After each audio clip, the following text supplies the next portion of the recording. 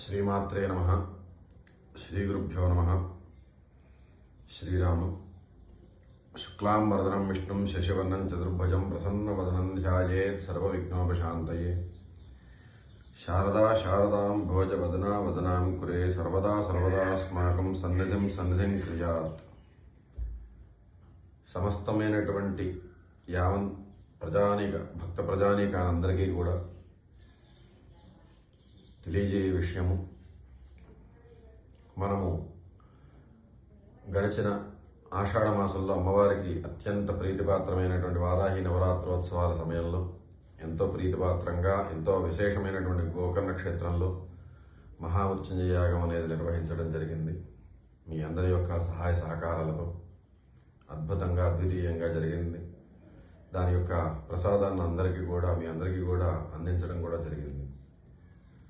అమ్మవారి యొక్క సంకల్పం చేత ఎల్లుండి ప్రారంభం కాబోయేటువంటి శ్రావణ మాస విశేషంగా అమ్మవారికి శ్రావణ మాసం అనేది చాలా ప్రీతిపాత్రమైనటువంటి, అందులోనూ మహాలక్ష్మి అమ్మవారికి అత్యంత ప్రీతిపాత్రమైనటువంటి శ్రావణ మాసం. శ్రావణ శుక్రవారం అంటేనే ఎంతో వైభవపేతంగా మంచి విశేషంగాను భావిస్తాం మనం అందరం కూడా. అటువంటి యొక్క శ్రావణ మాసం ఈ సంవత్సరం శుక్రవారంతో ప్రారంభమవటం ఎంతో మహోన్నతమైనటువంటి విశేషం. అమ్మవారి సంకల్పం చేత ఈ శ్రావణ మాసంలో శ్రావణ మాసోత్సవము అను ఒక అద్భుతమైనటువంటి అద్వితీయమైనటువంటి అమ్మవారి యొక్క అనుగ్రహం కోసమని చేసేటువంటి ఒక మహత్తరమైనటువంటి ఉత్సవ కార్యక్రమాన్ని నిర్వహించడం సంకల్పించాము. ఈ శ్రావణ మాస సందర్భంగా శ్రావణ శుద్ధ పాడ్యమి అనగా 25/7/2025 నుండి 22/8/2025 వరకు శత మహావిద్య వనదుర్గా మహావిద్యా పంచశతి, శ్రీ విద్య అంటారు, మహావిద్య అంటారు. అది 100 పారాయణలు.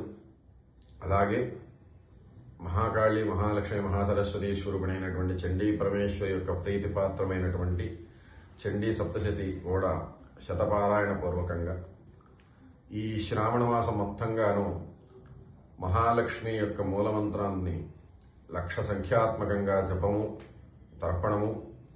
అలాగే 21/8/2025న ఈ పారాయణుల యొక్క అంటే వనదుర్గా మహావిద్యా పంచశతి 100 పారాయణకి గాను 10 పారాయణ హోమము. అలాగే చండీ సప్తశతి యొక్క 100 పారాయణలకి గాను 10 పారాయణలు హోమము. అలాగే మహాలక్ష్మి యొక్క అనుష్ఠానము 1,00,000 సంఖ్యకి దశాంశమైనటువంటి సంఖ్య 10,000 సంఖ్య హోమం అనేది చేయి సంకల్పం అమ్మవారి యొక్క అనుగ్రహం చేత అమ్మవారి యొక్క ప్రేరణ చేత చేయడం సంకల్పం చేశాం.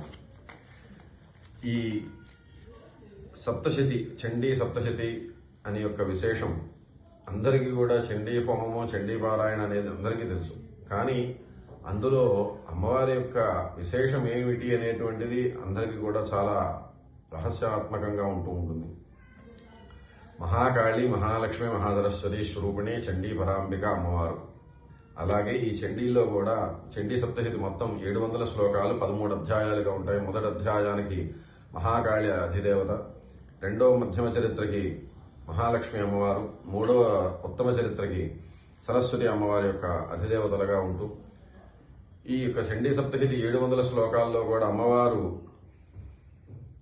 ఈ మహిషాసురమర్దుల్ని రక్తబీజుల్ని వీళ్ళందరినీ కూడా ఏ విధంగా ఆవిడ సంహరించింది, లోక కళ్యాణార్థంగా ఏ విధంగా ఆవిడ ఈ యొక్క రాక్షస సంహారం అనేది చేసింది అనేటువంటి విశేషం అంతా కూడా అందులో చెప్పబడింది.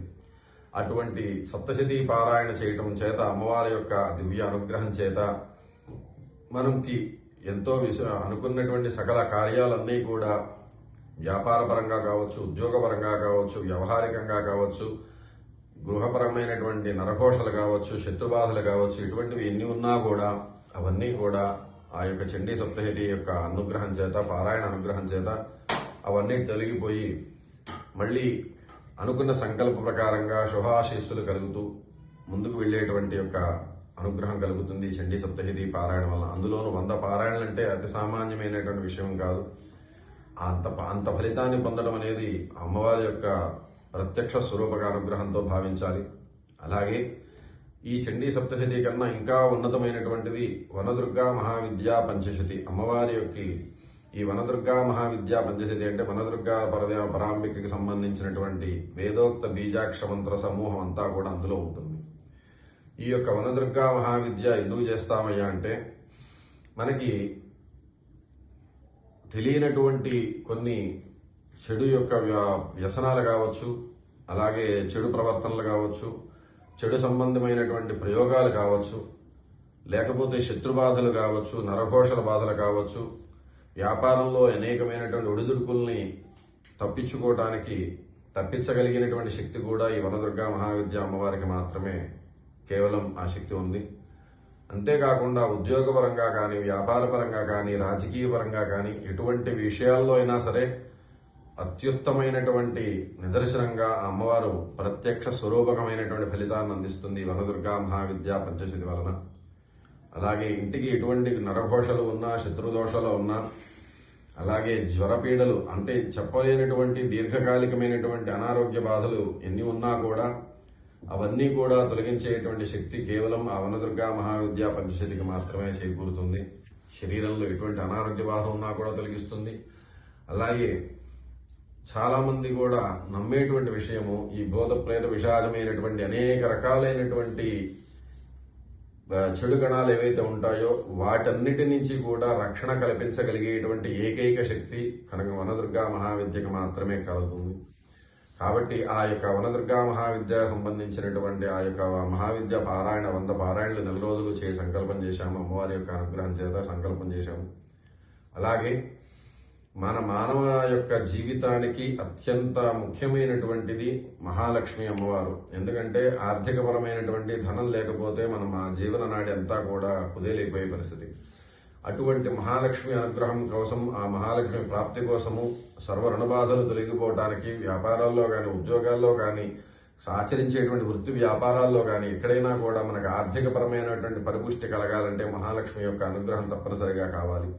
ఆ మహాలక్ష్మి అమ్మవారికి మీ ప్రీతిపాత్రమైనటువంటి మూలమంత్రాన్ని 1,00,000 సంఖ్యగా జపం చేసి దాని దశాంశం తర్పణము, దశాంశ హోమముగా చేయటానికి అమ్మవారి యొక్క ప్రేరణ సంకల్పం చేత నిర్ణయం చేశాను.